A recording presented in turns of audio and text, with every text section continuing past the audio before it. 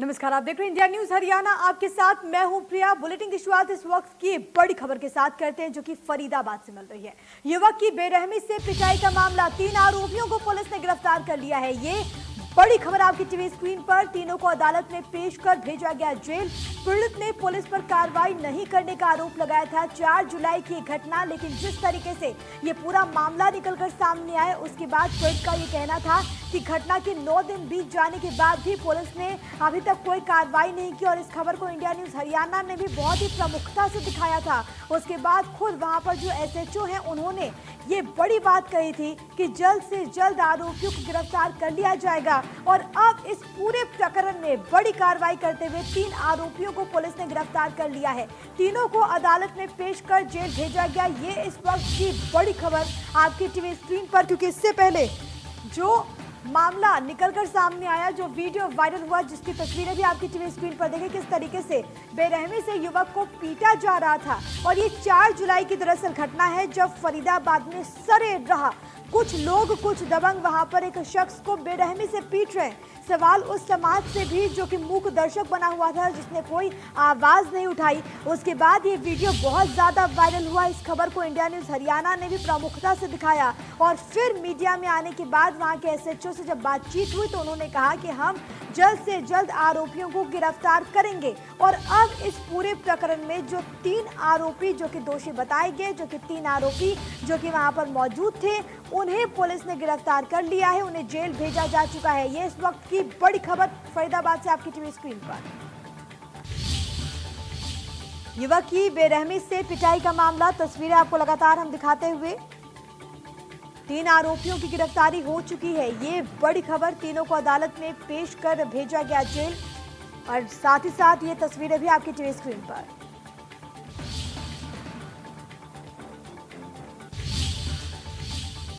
चले खबरों में आगे बढ़ते हैं। पृथला में नगर निगम की बड़ी कार्रवाई देखने को मिली। ये बड़ी जानकारी आपकी टीवी स्क्रीन पर। आपको यहाँ पर ये बताएं कि पृथला में नगर निगम ने एक बड़ी कार्रवाई की है। नाले पर अवैध रूप से बनाए गए मकानों को गिराया गया है नगर निगम की ओर से। भू माफियाओं ने नाले पर मकान बनाए हुए थे। ये बड़ी खबर, भू माफियाओं ने मकानों को किराए पर भी दिया हुआ था। तो देखिए किस तरीके से इनका जो मनोबल था वो बढ़ता हुआ नजर आ रहा था। ये बड़ी जानकारी आपकी टीवी स्क्रीन पर, तस्वीरें भी आपको दिखाते हुए। पृथला से ये खबर, जहां पर नगर निगम के द्वारा ये बड़ी कार्रवाई की गई। नाले पर अवैध रूप से इस भवन का निर्माण, और इसको लेकर लगातार सूचनाएं मिल रही थी, जिसके बाद वहां पर नगर निगम की टीम पहुंची और ये कार्रवाई की गई तोड़फोड़ की। पृथला में ये बड़ी कार्रवाई नगर निगम की ओर से, और इसके बाद वहां पर हड़कंप मच गया। नाले पर अवैध रूप से बनाए गए मकानों को ढाया गया। भू माफियाओं ने नाले पर दरअसल मकान बनाए हुए थे। भू माफियाओं ने इतना ही नहीं, मकानों पर को किराए पर भी दे रखा था। देखिए, ये नाला पूरा ढका हुआ था, नाला बंद हो चुका है, पूरा अवैध कब्जा था। ना ही लोगों के पास कोई रजिस्ट्री आ गई, ना ही कुछ भी, सिर्फ बना करके किराए खाने का काम ये बहुत पहले से कर रहे थे। और जो पीछे बची हुई ज़मीन थी 10 दिन से, वहाँ भी बनाने का काम इन्होंने चालू कर दिया था। जैसे ही हमको पता चली, ये सामने वाला हमारा प्लाट है, यहाँ पर ये हमारे भैया पड़ोसी हैं, ये बराबर वाला प्लाट इनका है। जैसे ही हमको पता चली, हमने परसों कमिश्नर साहब को एप्लीकेशन लिख के दी, और हमारे वार्ड नंबर 3 के पार्षद भाई जयवीर खटाना जी को हमने कंप्लेंट लिख कर दी। उन्होंने हमें 3-4 दिन का टाइम मांगा था कि 3-4 दिन आप रुको, इसे मैं रुकवाने का काम करूंगा। और 2 दिन के अंदर ही उन्होंने ये काम करा दिया। कॉलोनी के सभी लोगों की तरफ से मैं उनका बहुत बहुत धन्यवाद करता हूँ। नमस्कार, मैं पार्षद हूँ क्षेत्र का। मेरे पास परसों लोगों की यहाँ नाले के साथ जितने लोग इनकी कंप्लेंट आई थी, लोगों ने बताया कि नाले के साथ यहाँ पर एंक्रोचमेंट चल रही है, कब्जा हो रहा है। जो कि इस नाले के साथ जो कब्जा हो रहा है, इसकी शिकायत मैंने पहले डिपार्टमेंट को दी है। इसके लिए 4 दिन की फोर्स चाहिए। तो प्रशासन के पास अभी फोर्स की दिक्कत है, ऊपर से महामारी चल रही है। जब यहाँ पर अवैध कब्जा चल रहा है, रात में भी यहाँ पर कब्जा शुरू हो गया। रात में मौका देखकर कि रात में कोई नहीं टोकेगा, तो रात में दीवारें बननी शुरू हो गई। तो नगर निगम कमिश्नर साहब के पास जैसी ये शिकायत गई है, नेक्स्ट डे उन्होंने आज तुरंत ही अपनी कार्रवाई भेजकर पुलिस सारी जिप्सी सारा प्रशासन भेजा है। और तुरंत जो अवैध कब्जा है वो तुरंत उड़वाया। मैं इसके लिए प्रशासन का धन्यवाद करता हूँ, नगर निगम का। ये इन्होंने इंक्रोचमेंट करके नाले को पूरा कवर कर लिया है और जिसकी वजह से इनके खुद के घर में भी रेड आई हुई हैं। अगर कल को कोई हादसा हो जाता तो इनको भी नुकसान था और जो पब्लिक साथ रह रही है उनको भी नुकसान था। ठीक है, तो कमिश्नर साहब के पास इसकी कंप्लेंट पहुंची है, उसके ऊपर हमने एक कार्रवाई की है। कमिश्नर साहब ने हमें आदेश दिए। चलिए आगे बढ़ते हुए कोरोना के कहर की बात कर लेते हैं। बड़ी खबर से आपको रूबरू करवाएंगे। करनाल में कोरोना का कहर जो है वो बदस्तूर जारी है। आज 17 नए मामले रिपोर्ट हुए। जिले में इस वक्त एक्टिव केस की संख्या की बात करी जाए तो वो 161 है। ये एक बड़ी खबर, क्योंकि बहुत तेजी के साथ यहाँ पर जो मामले हैं वो बढ़ते हुए और एक्टिव केस का जो आंकड़ा है वो 161 तक जा पहुंचा है। कोरोना का कहर जिले में बदस्तूर जारी, लगातार बहुत तेजी के साथ मामले बढ़ते हुए 17 नए मामले आज सुबह से लेकर अभी तक रिपोर्ट हुए, जिसके बाद हड़कंप मच गया। फिलहाल उन तमाम लोगों को अलग कर दिया गया है। साथ ही साथ जो लोग इनके कांटेक्ट में आए, जो लोग इनके संपर्क में आए, उनको आइडेंटिफाई करके उनको क्वारंटीन करने का काम भी वहां पर स्वास्थ्य विभाग की टीम के द्वारा किया गया।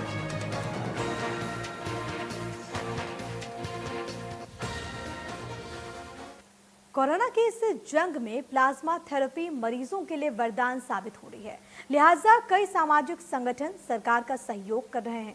रोटरी क्लब के अध्यक्ष मुकेश अग्रवाल भी जरूरतमंदों की मदद कर रहे हैं। कोरोना की इस लड़ाई में बहुत सारे योद्धा ऐसे आ रहे हैं सामने जिन्होंने इस लड़ाई को एक मजबूत जवाब दिया है। उसी में मुकेश अग्रवाल है हमारे साथ, rotary club of Delhi south central के। एक बड़ी चीज़ इन्होंने शुरू की। सबसे पहले इनकी पत्नी ने ही प्लाज्मा देकर एक पॉजिटिव मरीज का इलाज करवाया और उसी कवायद को अब आगे बढ़ा रहे हैं। मुकेश अग्रवाल जी, बेहद आपको सबसे बड़ी तो साधुवाद है और इस तरह की मुहिम क्योंकि आज बहुत ज़रूरी है। ऐसे में अब क्या आपकी आगे योजना है कि इस प्लाज्मा थेरेपी का जो बैंक है उसको ज़्यादा से ज़्यादा लोगों का हित हो सके? देखिए, अपने पर्सनल लेवल पे हम जितना कर सकते हैं वो हम कर रहे हैं जी। बेसिकली मैं rotary club of Delhi south central का सदस्य हूँ। तो अपने क्लब के माध्यम से हम जितने लोगों को हम जानते हैं, जिनका भी पता लगता है कि उनको कोरोना पॉजिटिव हुआ है, हम एक उनकी लिस्ट प्रिपेयर कर लेते हैं, डेट नोट कर लेते हैं किस डेट को वो पॉजिटिव हुए और उनका ब्लड ग्रुप। फिर हमारे रोटरी के ग्रुप्स हैं, उनमें किसी को प्लाज्मा की रिक्वायरमेंट होती है, कोई भी वहाँ पे मैसेज आता है तो हम उनको डोनर प्रोवाइड कराते हैं जी। लेकिन ये हो गया एक सिर्फ लिमिटेड सर्कल में। मैं आपको बताना चाहूँगा, अभी तक हम 34 लोगों को प्लाज्मा प्रोवाइड करा चुके हैं और उनमें से 34 ठीक होके अपने घर जा चुके हैं। बड़ी चीज़ है, बधाई के पात्र हैं आप। एक और चीज़ आपसे जानना चाहेंगे कि बड़ा मुश्किल होता है लोगों को कन्विंस करना कि वो अपना प्लाज्मा डोनेट कर सकें, किस तरह से कर पाते हैं आप? जैसा मैंने आपको बताया कि हम उनकी एक लिस्ट प्रिपेयर कर लेते हैं और फिर हम वेट नहीं करते कि जब प्लाज्मा की किसी को रिक्वायरमेंट आएगी तब उनसे बात करेंगे, उनसे हम पहले ही बात करना शुरू कर देते हैं। बड़ी चीज़ है, बड़ी चुनौती है और ये ज़रूरत है। मुकेश अग्रवाल जी का कहना है कि सहयोग के तौर पे उनके साथ रेड क्रॉस हो या दूसरी सोसाइटी हो, उनको आना चाहिए। और ख़ास बात यह है कि रेड क्रॉस के जो सेक्रेटरी हैं फरीदाबाद के, वो भी हमारे साथ हैं और सुषमा अग्रवाल गुप्ता जी हैं जो वाइस चेयरपर्सन हैं रेड क्रॉस की, वो भी आई हैं। जिस तरह से मुकेश अग्रवाल जी कह रहे हैं, मैम आपसे जानना चाहेंगे कि किस तरह का सहयोग रेड क्रॉस करेगा ताकि ये मुहिम और ज़्यादा से ज़्यादा लोगों तक पहुंच सके? सबसे पहले तो इनको हम लिस्ट प्रोवाइड करेंगे, जो कोरोना पॉजिटिव हो चुके हैं इनकी लिस्ट सीएमओ साहब से हम वीके हॉस्पिटल से दिलवा देंगे ताकि इनके पास पूरा रिकॉर्ड आ जाए। उन्हें अभी तो इनके पास 34 के है ना, पेशेंट तो काफ़ी हो चुके हैं फरीदाबाद में भी, तो उनकी लिस्ट प्रोवाइड करवा देंगे। उससे ये टाई अप कर लेंगे, जो जितनी हमारी हेल्प इनको चाहिएगी हम उसे देने के लिए तैयार है हमेशा। ये बड़ा भरोसा दिया रेड क्रॉस की तरफ से। रेड क्रॉस के सेक्रेटरी हैं विकास जी। विकास जी, जिस तरह से बात हो रही है, अग्रवाल सर कह रहे हैं कि इस मुहिम को ज़्यादा से ज़्यादा लोगों तक पहुंचाया जाए और रेड क्रॉस इसमें बड़ा भागीदार हो सकता है। देखिए, रेड क्रॉस जो है जब से कोविड शुरू हुआ है, चाहे वो खाने के पैकेट्स को लेके हो, चाहे वो मेडिसिन को हो, चाहे वो हॉस्पिटल्स के मेडिकल इक्विपमेंट्स के लेके चीज़ हो, रेड क्रॉस हमेशा एडमिनिस्ट्रेशन का जो है साथ निभा रहा है और आगे भी निभाता रहेगा। मुकेश अग्रवाल जी के द्वारा जो प्लाज्मा थेरेपी की ये मुहिम शुरू करी थी, आई थिंक मुकेश अग्रवाल जी की फैमिली की तरफ से प्लाज्मा का पहला डोनर था जिन्होंने प्लाज्मा डोनेट किया और उस प्लाज्मा की वजह से एक मरीज की जान बच सकी, जो एक काबिल तारीफ़ था। क्योंकि जिस समय इन्होंने ब्लड प्लाज्मा डोनेट करवाया उस समय एक ऐसा ट्रॉमा पूरी की पूरी सोसाइटी में फैला हुआ था कि सब जगह हाहाकार मचा हुआ था और लोगों को ये नहीं पता लग रहा था कि हम कैसे ठीक हों और कहाँ जाएं। जिस तरह से प्लाज्मा थेरेपी कारगर है, उनकी पत्नी ने सबसे पहले प्लाज्मा देकर एक जान बचाई और एक वानगी शुरू हुई और उसके बाद ये प्रेरणा लगातार बनी हुई है और ज़्यादा से ज़्यादा उनका कहना है कि लोग सामने आएँ और सरकार को भी, प्रशासन को भी इसमें आगे आना चाहिए। कैमरामैन दिनेश के साथ सुंदर सोलंकी, इंडिया न्यूज़, फरीदाबाद। और इस वक्त पूरे प्रदेश में पीटीआई टीचर्स जो हैं वो लगातार आंदोलनरत हैं। 1983 ऐसे पीटीआई टीचर्स जो पुनः बहाली की मांग कर रहे हैं और इसी क्रम में आज राजधानी दिल्ली में उन्होंने नेता विपक्ष भूपेंद्र सिंह हुड्डा से मुलाकात की, जिसके बाद भूपेंद्र सिंह हुड्डा ने कहा कि अगर सरकार इस संबंध में कोई बिल लाती है तो हम बतौर विपक्ष सरकार का समर्थन करेंगे। क्या कुछ कहा नेता विपक्ष ने, सुनिए एक बार। जो हरियाणा कर्मचारी संघ आपसे मुलाकात की है, क्या मांग इन्होंने रखी है आपके सामने? देखिए, आज ये आए हैं जो पीटीआई थे और जो कोर्ट ने फैसला किया, ये फैसला जो है सरकार ने सुप्रीम कोर्ट में अच्छी तरह पैरवाई नहीं की, इस वास्ते कोर्ट का फैसला है। तो इनका यही कहना है कि संवैधानिक तौर पे समाधान निकाल के इनको नौकरी में बरकरार रखा है और कुछ साथी जिनकी मृत्यु हो चुकी है उनकी जो फैमिली पेंशन मिलती थी वो भी बंद कर देंगी। ये एक अवमाननीय वो है, उसको तुरंत वो करें। और अब इस उम्र के बाद कोई रिटायरमेंट के नज़दीक है, कोई कहीं है, अब इम्तिहान देने की बात कहें तो वो वाजिब नहीं लगती। तो इम्तिहान नहीं होना चाहिए इनका और कोई रास्ता निकालना चाहिए और संवैधानिक तौर पर निकाल कर हमको तुरंत लेना चाहिए। और कोई सरकार कोई बिल लाती है विधानसभा में इनके भविष्य के लिए, इनको रखने के लिए, तो विपक्ष पूरा समर्थन उसका करेगा। हमारी सरकार से बार बार यही है कि भाई कोरोना काल है, इसमें रोज़गार खोसने नहीं चाहिए, रोज़गार ख़त्म नहीं करने चाहिए, रोज़गार देने चाहिए। तो ये देकर इसको स्पेशल वो बना के, इसको स्पेशल वो बिल बना के। कोरोना संकट के बीच एक बार फिर से हरियाणा को विकास के पटरी पर रफ्तार से दौड़ाने की दिशा में मनोहर सरकार एक्शन में नजर आ रही है। सरकार का जोर प्रदेश के ग्रामीण इलाकों में विकास की गति को बढ़ाने पर है। इसी के तहत सीएम मनोहर लाल की अध्यक्षता में राज्य स्तरीय दिशा कमेटी की बैठक हुई, जिसमें डेप्यूटी सीएम दुष्यंत चौटाला भी मौजूद रहे। प्रदेश में तमाम विभागों के कार्यक्रमों के कार्यान्वयन की समीक्षा इस दौरान की गई।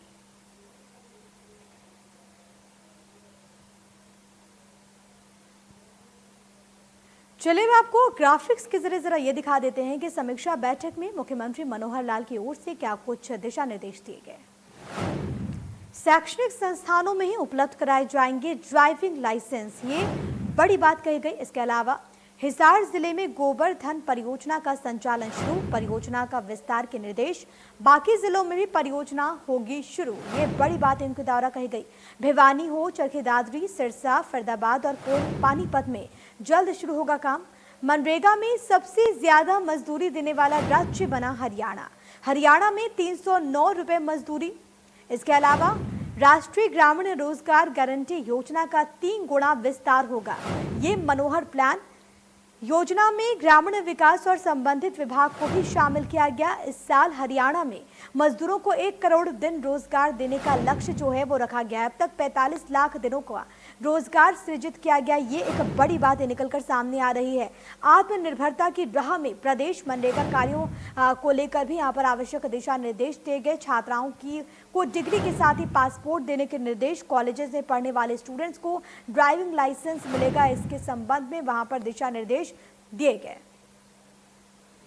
इधर चंडीगढ़ में कांग्रेस विधायक नीरज शर्मा और चिरंजीव राव ने संयुक्त प्रेस कॉन्फ्रेंस की। इस दौरान नीरज शर्मा ने सरकार के निजी क्षेत्र में युवाओं को 75% नौकरी देने वाली योजना में कई खामियां गिनवाई।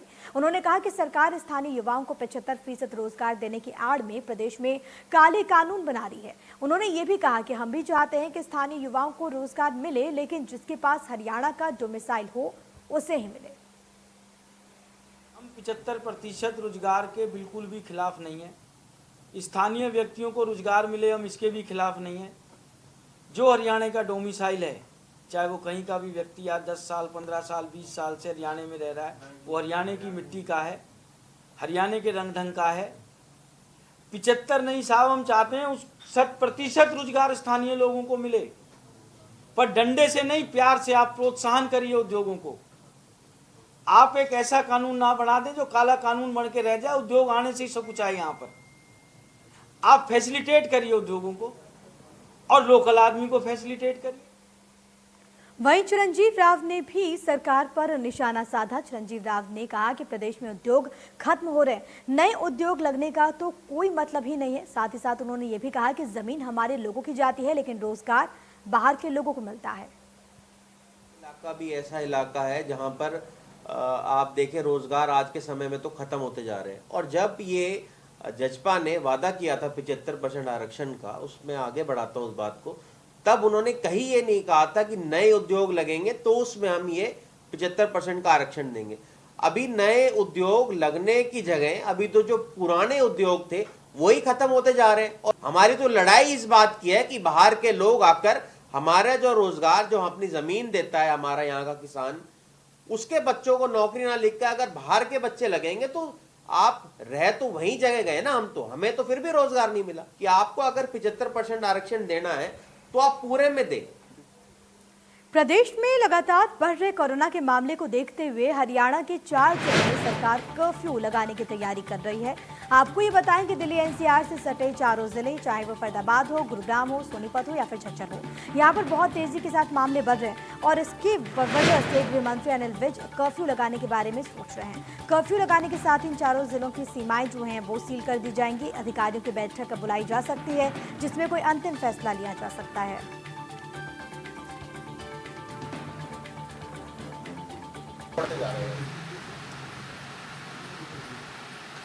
नहीं, हम सारों का इंतज़ाम कर रहे हैं। हमारा जो रिकवरी रेट है वो 75% है, जो कि बहुत अच्छा है।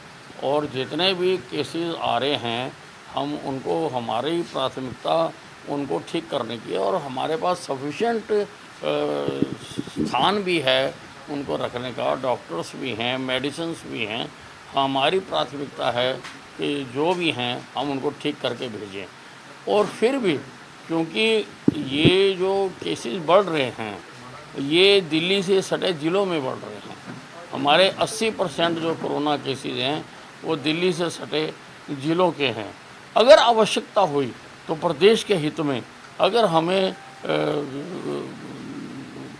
उनको जाम करना पड़ा रास्तों को तो हम मामले बढ़ रहे हैं। प्रदेश के हित के लिए कुछ भी करना पड़ेगा वो करूँगा। यानी लॉकडाउन पर भी विचार कर सकती है सरकार? कुछ भी कर।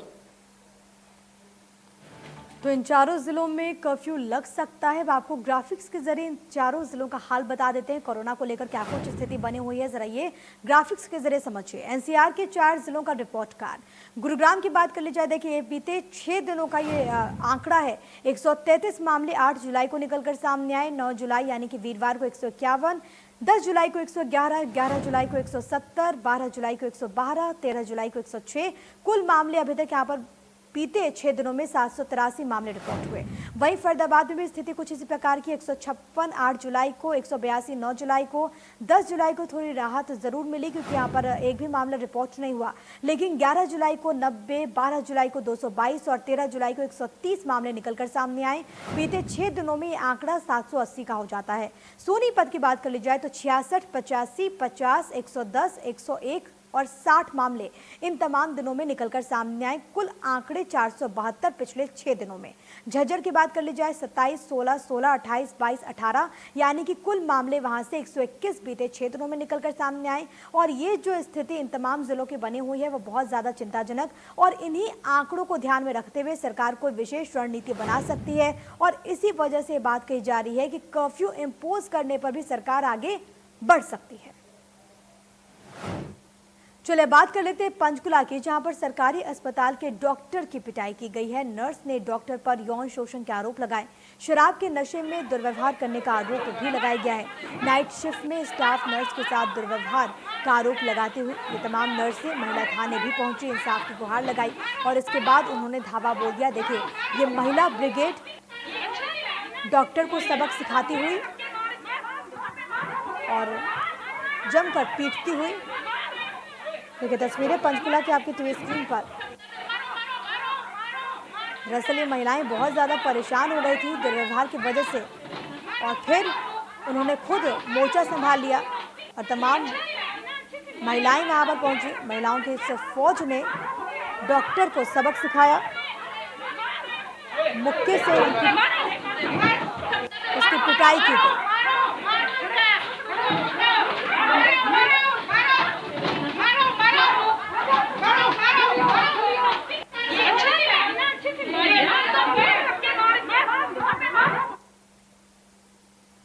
इधर गोहाना पहुंचे किसान नेता गुरनाम सिंह ने कहा कि सरकार द्वारा किसानों के शोषण के तीनों अध्यादेशों को रद्द करवाने के लिए बिजली के प्राइवेट करने और डीजल की बढ़ी कीमतों को लेकर 20 तारीख को पूरे हरियाणा के किसान अपने अपने ट्रैक्टर्स पर काले झंडे लगाकर विरोध प्रदर्शन करेंगे। डीसी को प्रधानमंत्री के नाम ज्ञापन भी सौंपेंगे।